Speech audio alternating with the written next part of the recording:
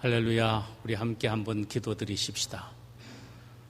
고마우신 우리 아버지, 오늘 저희들이 또 이 시간에 아버지 앞에 예배드리기를 원합니다. 날씨는 많이 덥습니다마는 주의 은혜로 저희들에게 충만하게 하시고 주의 긍휼과 자비로 저희들에게 넘치게 부어 주옵소서.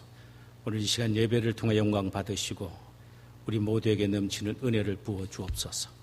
예수님의 이름으로 기도하옵나이다. 아멘. 우리 복음송 한 장 부르실까요? 주보혈 날 정결케 하고.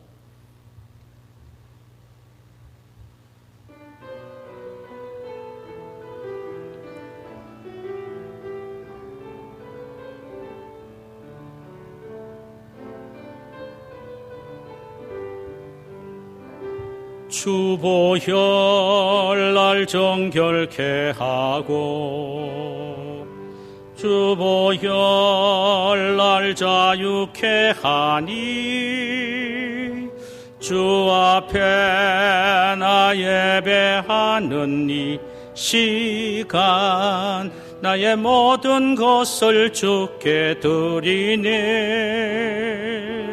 주의 손 날 위해 지키셨고 주의 발 날 위해 박히셨으니 이제는 내가 사는 것이 아니요 오직 주를 위해 사는 것이니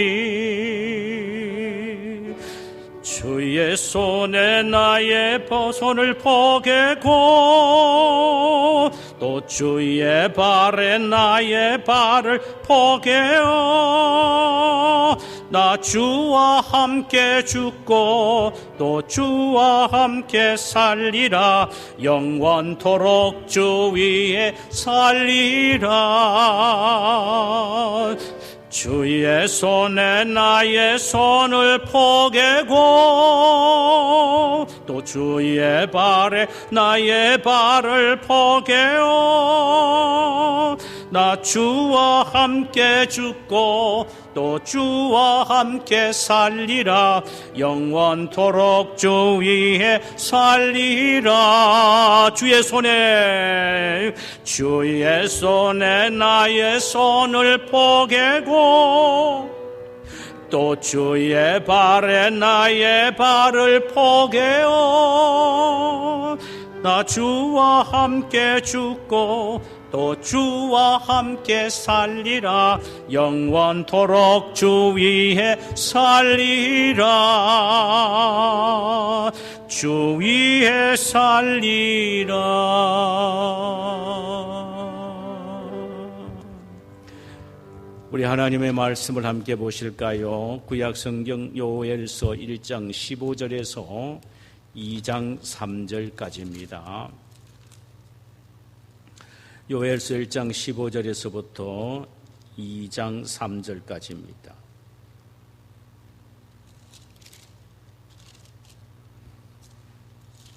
우리 한 절씩 교독하도록 하십시다. 슬프다 그날이여 여호와의 날이 가까웠으니 곧 멸망같이 전능자에게로부터 이르러도다. 끄끌 것이 우리는 눈앞에 끊어졌지요. 아니야, 기쁨과 즐거움이 우리 하나님의 성전에서 끊어지지 아니하였느냐. 씨가 흙덩이 아래서 썩어졌고 창고가 비었고 곳간이 무너졌으니 이는 곡식이 시들었음이로다. 가축에 울부짖고 또 소떼가 소란하니 이는 꼴이 없음이라. 양떼도 피곤하도다. 여호와여 내가 주께 부르짖으오니 불이 목장의 풀을 살랐고 불꽃이 들의 모든 나무를 살랐음이니이다. 들짐승도 주를 향하여 헐떡거려오니 시내가 다 말랐고 들의 풀이 불에 탔음이니이다. 2장 1절 시온에서 나팔을 불며 나의 거룩한 산에서 경고의 소리를 질러 이 땅 주민들로 다 떨게 할지니 이는 여호와의 날이 이르게 됨이니라. 이제 임박하였으니 곧 어둡고 캄캄한 날이요 짙은 구름이 덮인 날이라. 새벽빛이 산꼭대기에 덮인 것과 같으니 이는 많고 강한 백성이 이르렀음이니라. 이와 같은 것이 옛날에도 없었고 이후에도 대대에 없으리로다. 함께 읽읍시다. 불이 그들의 앞을 싸르며 불꽃이 그들의 뒤를 태우니 그들의 예전의 땅은 에덴 동산 같았으나 그들의 나중의 땅은 황폐한 들 같으니 그것을 피한 자가 없도다. 아멘. 할렐루야. 우리 주께서 오늘 이 시간에 우리 모두에게 은혜 주시기를 소원합니다. 우리가 함께 나누고자 하는 말씀의 제목은 오호라 그 날이여 라는 제목이며, 본문은 요엘서 1장 15절에서 2장 3절까지입니다. 사람이 이 세상을 살아가면서 참 여러 가지 면에서 오해를 할 때가 있습니다. 다른 사람의 말을 잘 이해하지 못해서 오해하기도 하고, 다른 사람의 입장을 잘 몰라서 오해하기도 하지요. 그런데 신앙적 영역에서도 오해할 때가 너무나도 많습니다. 인간관계에서 오해하여 손해를 보는 경우도 있지만, 특별히 신앙의 영역에서 오해하게 되면은 영적인 손해가 엄청나게 많이 찾아옵니다. 오늘 본문에서 이스라엘 백성들이 하나님에 대한 영적으로 오해하는 장면이 나옵니다. 그것은 여호와의 날에 대한 오해였습니다. 본문에서 여호와의 날이란 말이 2번이나 소개됩니다. 15절, 슬프다 그날이여 여호와의 날이 가까웠나니. 그리고 22장 1절에서는 이는 여호와의 날이 이르게 됨이니라. 이제 임박하였느니라. 자, 여호와의 날이 오기는 오는데 지금 임박하다라고 말합니다. 요엘 선지자의 외침의 핵심은 여호와의 날이 가까웠다는 것입니다. 그런데 유다 백성들에게 있어서 여호와의 날은 매우 낙관적이었다는 사실이에요. 즉 그날이 오면은 하나님께서 친히 역사 속에 개입하셔서 유다 백성들을 괴롭히고 있는 모든 악한 세력들을 뒤엎고 자유와 축복을 주실 것을 기대하는 긍정적인 날이 바로 유대인들에게는 여호와의 날이었습니다.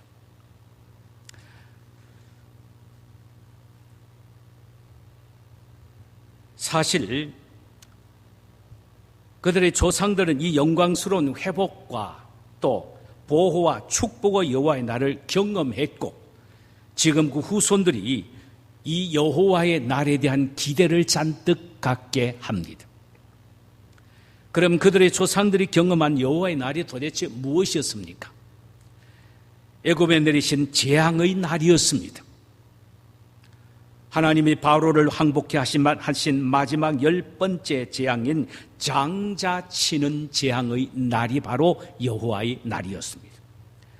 하나님은 모세에게 이스라엘 백성들의 식구대로 양을 잡아서 그 피를 문설주에 바르고 모든 이스라엘 백성들은 집 안에 방문을 잠그고 있으라고 명령하셨습니다. 이 사실을 모른 애굽 사람들은 그 밤에 무방비한 채 잠을 자고 있었어요. 하나님은 장대를 치는 천사를 보내셨으며 천사는 문설주에 피가 묻어져 있는 이스라엘 집은 모두 다 패스오버 넘어갔으나 문설주에 피가 없는 애굽 집의 모든 장자, 바로 왕으로부터 시작하여 온 백성의 장자뿐 아니라 짐승의 첫 새끼까지 몽땅 다 죽인 것입니다. 이 사건을 보면은 여호와의 날은 하나님을 섬기는 이스라엘 백성들에게는 보호와 해방과 축복의 날이었으나 애굽인들에게는 죽음과 저주의 날이었습니다. 지금 유다 백성들은 여호와의 날에 대하여 오해를 하고 있는 것입니다. 여호와의 날은 바벨론이나 아수르의 침략에서부터 이스라엘 백성들을 철저히 지켜 보호해 주시는 날이요, 또 이스라엘을 괴롭히는 바벨론과 아수르 이 침략자들에게 내릴 심판의 날로 생각했습니다. 그런데 충격적인 것은 요엘 선지자가 외치는 여호와의 날은 전혀 그렇지 않다는 것입니다. 바벨론이나 아수르가 타케스가 아니라 유다가 타케스다라는 사실을 오늘 본문은 우리에게 말씀하고 있습니다. 여호와의 날은 유다에게 매우 치명적인 고통을 주는 날이 된다는 것입니다. 우리가 지난 시간에 함께 살펴보았듯이 메뚜기가 포도나무와 무화과나무를 맑게 벗김으로 말미암아 모든 가지가 하얗게 말라게 되었다는 것입니다. 뿐만 아니라 온 농작물은 황폐하게 되어 먹을 풀이 없어 소와 양들이 모두 다 굶어 죽음으로 말미암아 하나님 앞에 드릴 소제와 번제를 드릴 짐승이 없기 때문에 제사장들은 굵은 베옷을 입고 무릎을 꿇고 통곡하고 있다는 것입니다. 오늘 본문은 마치 멀티비전을 보는 것과 같습니다. 자, 한 장면이 미처 끝나기도 전에 다른 또 재앙의 장면이 나오고 그 장면이 끝나기도 전에 또 다른 재앙의 장면이 오버랩되어서 나오게 되는 것입니다. 이것들은 영적으로 이어지는 재앙으로 여호와의 날에 있게 될 사건들입니다. 여호와의 날에 있게 될 재앙의 날에 대하여 구체적으로 살펴보면 이렇습니다. 농부가 씨를 뿌렸는데 싹이 날 기미가 전혀 보이지 않습니다. 그래 흙덩이를 들춰보니까 이게 웬일입니까? 씨가 다 썩어져 버리고 말았습니다. 농부는 썩은 씨를 바라보면서 망연자실하게 됩니다. 그 결과 창고는 비었고 곡간은 무너지고 말았습니다. 이 사실을 17절에는 이렇게 표현하고 있지요. 씨는 흙덩이 아래에서 썩어졌고 창고가 비었고 곡간이 무너졌으니 이는 곡식이 시들었음이니라. 또 한편으로는 양식을 먹지 못해 울부짖는 가축의 소리가 천지를 진동하고 있다는 것입니다. 18절 가축이 울부짖고 소떼가 소란하니 이는 꼴이 없음이라. 양떼도 피곤하도다. 그 울부짖는 소리가 끝나기도 전에 들판에 불이 붙어서 모든 것을 태우는 장면이 또 등장하게 됩니다. 가뭄이 너무 극심하여 자연재해가 발생하여 완전히 그대로 불이 나버리고 만 것입니다. 이 사실을 19절과 20절에는 이렇게 기록하고 있습니다. 여호와여 내가 주께 부르짖으오니 불이 목장의 풀을 살랐고 불꽃이 들의 모든 나무를 살랐음이니이다. 들짐승도 주를 향하여 헐떡거리오니 시내가 다 말랐고 들의 풀이 불에 탔음이니이다. 앞에도 불이요 뒤에도 불입니다. 들의 온 짐승은 불길에 휩싸여 헐떡이고 죽어가고 있습니다. 그 불길이 다 사그라지기도 전에 엄청난 군대가 몰려오는 바퀴 소리와 창날 부딪히는 소리가 산을 타고 내려오는 것입니다. 이 사실을 2장 11절에는 이렇게 기록하고 있습니다. 여호와께서 그의 군대 앞에서 소리를 지르시고 그의 진영은 힘이 크고 그의 명령을 행하는 자는 강하니 여호와의 날이 크고 심히 두렵도다. 당할 자가 누구냐? 이토록 유대인들이 기다리던 여호와의 날은 요엘서 선지자가 요엘서 2장 1절과 2절에서 이렇게 외치고 있습니다. 시온에서 나팔을 불며 나의 거룩한 산에서 경고의 소리를 질러 이 땅 주민들도 다 떨게 할지니 이는 여호와의 날이 이르게 됨이니라. 이제 임박하였으니 곧 어둡고 캄캄한 날이요 짙은 구름이 덮인 날이라. 새벽빛이 산꼭대기에 덮인 것과 같은 이는 많고 강한 백성이 이르렀음이니라. 이와 같은 것이 옛날에도 없었고 이후에 대대에 없으리로다 그랬습니다. 여호와의 날은 유쾌한 날도 아니고 회복의 날도 아니며 축복의 날도 아닙니다. 어둡고 캄캄한 날이었습니다. 새벽빛이 겹쳐진 삶처럼 어둡기 짝이 없는 날이 온다는 것입니다. 온 들판은 가뭄으로 불이 붙어 헐헐 타오른 날이라는 것입니다. 그날은 그들의 기대와 정반대되는 무섭고 절망적인 날이 될 것이라는 것입니다. 이것이 바로 요엘이 말하는 하나님의 날인데 심판의 날이요 징계의 날이요 재앙의 날이라는 것입니다. 이 날이 너무나도 처참하고 비극적이었기에 요엘 선지자는 이렇게 외칩니다. 슬프다 그 날이요. 자, 여호와의 날이 마냥 회복과 축복과 영광의 날인 줄 알았는데 그게 아니고 재앙의 날이고 징계의 날이고 심판의 날이니까 너무나도 그 모습을 보니까 슬퍼서 가슴을 치며 슬프다 그날이여라고 애통하게 되었단 말입니다. 여기 슬프다는 말은 70인 역정에서는요, 히브리어를 헬라어로 번역된 70인 역정에서는 오이 모이 오이 모이 오이 모이 이렇게 3번씩이나 반복해서 번역해 놓았습니다. 이것은 하염없는 탄식을 반복하는 극한적인 표현을 나타내고 있습니다. 여호와의 날이 비참하고 비극적이고 처참한 모습을 반복적으로 그렇게 말하고 있단 말이죠. 이 모든 것을 종합해 볼 때 여호와의 날은 모든 고통과 어려움에서 유다를 구원하고 보호하는 날이 아니라 유다에게 징계를 내리시고 채찍을 가하시고 고통을 주는 고통과 재앙의 날이라는 것입니다. 그런데 유다에게 고통을 주는 여호와의 날은 누구로부터 오느냐라는 것입니다. 매우 중요한 질문입니다. 누구로부터 오느냐? 15절에서 이렇게 대답합니다. 슬프다 그날이요, 여호와의 날이 가까운 날이. 자, 이 여호와의 날은 누구로부터 오느냐? 곧 멸망같이 전능자에게로부터 이르렀도다. 여호와의 날은 심판의 날인 여호와의 날, 재앙이 된 여호와의 날, 고난의 날인 여호와의 날은 누구로부터 오느냐? 샤다이 야훼, 전능하신 하나님으로부터 온다는 것입니다.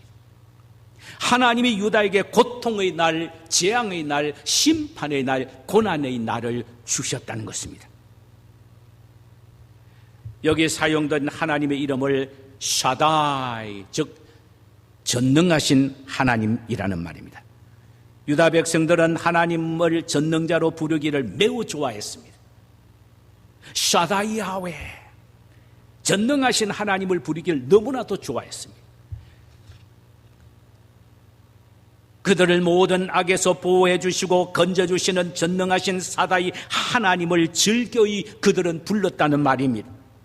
그런데 여호와의 날이 나타나는 전능하신 하나님은 구원하는 하나님이 아니라 징계와 고통과 멸망이 찾아오는 날, 바로 그 하나님이라는 것입니다.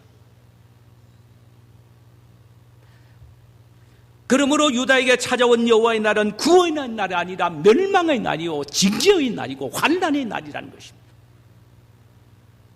그럼 하나님이 1년의 연속적인 재앙의 날을 보내주신 이유가 도대체 어디에 있습니까? 어디에 있느냐 이 말씀이에요. 그들을 멸망시키기 위하여 있는 것이 아니라는 것입니다. 궁극적인 하나님의 뜻은 그들을 멸망시키기 위하여 찾아온 여호와의 날은 아니라는 것입니다.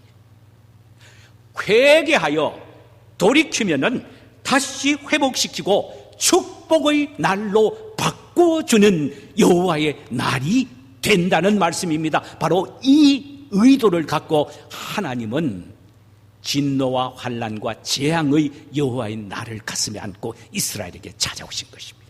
멸망과 파멸을 위하여 찾아온 것이 아니에요. 마치 메뚜기의 재앙 때에 돌이키면 흙 속에 있는 씨앗이 썩는 재앙의 여호와의 날이 아니라 다시 회복하고 일어서고 축복을 나누어주는, 회복시키는 그런 여호와의 날로 바꾸어 주시겠다는 것입니다. 하나님이 왜 이렇게 유다 백성들에게 연속적인 재앙을 허락하십니까? 택한 백성을 버리지 않고 사랑하시기 때문입니다. 하나님은 사람은 포기해도 하나님은 결코 당신의 백성들은 포기하지 않으신 법임을 우리는 잊지 말아야 합니다. 그래서 하나님은 하나님이 원하시는 모습으로 회복될 때까지 유다를 연속적으로 징계하시겠다는 것입니다. 재앙과 환난과 고난의 날을 축복과 회복의 여호와의 날로 바꾸시기 위하여 하나님은 징계의 수단으로 그렇게 하신다는 것입니다.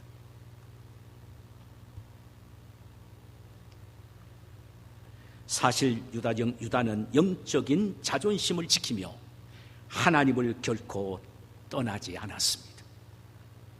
절기 때는 열심히 제사도 지내며 아름다운 제물을 하나님 앞에 드리기도 했습니다. 그러나 그들은 거룩한 삶을 유지하지는 못했습니다. 세상의 다른 이방 나라와 전혀 구별된 삶을 살지 않았다는 말씀입니다. 하나님이 이스라엘 백성들에게 요구하신 것은 하나님 앞에 거룩한 예물을 드리는 데 목적이 있는 것이 아니고 그들의 삶이 거룩한 삶이 되기를 원하셨다는 사실입니다. 그래서 오늘 또 이 재앙의 날 여호와의 날을 통하여 이스라엘 백성들의 삶이 거룩한 삶으로 바뀌어지기를 원하셨단 말입니다. 그래서 그들에게 축복의 날, 영광의 날, 회복의 여호와의 날로 바꿔주시기를 원하셨던 것입니다. 사랑하는 여러분, 하나님은 오늘날 우리에게도 마찬가지심을 알아야 합니다. 하나님은 우리가 하나님의 자녀로서 거룩하기를 원하십니다. 하나님 앞에 많이 바치고 열심히 봉사하는 것, 그걸 원하시는 것이 아니고 우리의 삶이 거룩한 삶, 세상과 구별된 삶을 살기를 원하십니다. 내가 거룩하니 너희도 거룩하라고 말씀하시는 주님의 말씀처럼 거룩한 성품을 소유하기를 원하시지, 더 많이 바치고 더 열심히 봉사하기를 원하지 않으신다는 사실을 알아야 합니다. 하나님이 우리에게 요구하신 것은 사역이 아니고 오퍼링이 아니고 성품 자체임을 우리는 잊지 말아야 합니다. 이 성품은 하나님과 만나고 교제함을 통하여 그분을 닮아가는 것을 통하여 이루어집니다. 그래서 베드로 사도는 너희는 하나님의 말씀과 기도로 거룩하여 지민이라고 했습니다. 끊임없이 하나님의 말씀을 묵상하고 기도를 통하여 하나님과 늘 가까이 하는 삶을 살게 될 때에 우리의 인격적으로 추하고 더러운 부분들이 다 제거하게 되고, 제거하기 위하여 노력하면 여호와의 날은 우리에게는 징계와 고통의 날이 아니라 다시 회복과 축복의 날이 된다라는 것입니다. 지금 내가 살고 있는 삶이 고통과 고난과 환난의 여호와의 날입니까? 하나님은 나를 멸망시키기 위하여 그 날을 허락하시는 것이 아닙니다. 다시 내 인품이, 성품이 하나님 닮아가는 변화와 새로운 그런 모습으로 성화되는 그 모습을 통하여 하나님은 우리에게 더 새롭고 회복되고 축복의 장이 열리는 그런 여호와의 날로 만들어 주시기를 원하십니다. 우리 모두 이런 축복된 여호와의 날을 맞이하는 성도님들이 되시기를 주님의 이름으로 축원합니다. 자, 우리 찬송 한 장도 부르실까요? 복음송 한 장 부르십시다. 예, 주와 함께라면요, 한번 부르십시다.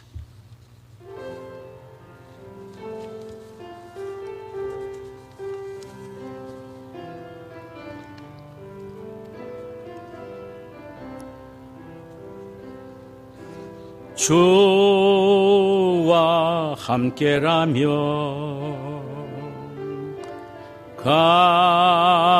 가난해도 좋아, 참된 부요함이 내 맘에 가득하니까 때로는 날 유혹하려고 세상 바람 휘몰아쳐와도 나는 결코 잊을 수 없어. 자비로운 주의 음성을 주와 함께라면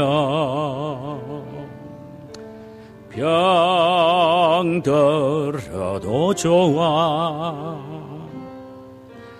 참된 강건함이 내 맘에 가득하니까 때로는 날 넘어뜨리련 거친 파도 휘몰아쳐와도 나는 결코 놓을 수 없어. 따사로운 주의 손길을 내 맘 아시는 주 항상 함께 계셔. 약한 내 영혼에 위로와 능력 주시네. 가난해도 병이 들어도 시련의 밤 어둡고 깊어도 나는 결코 떠날 수 없어. 아름다운 주의 나라를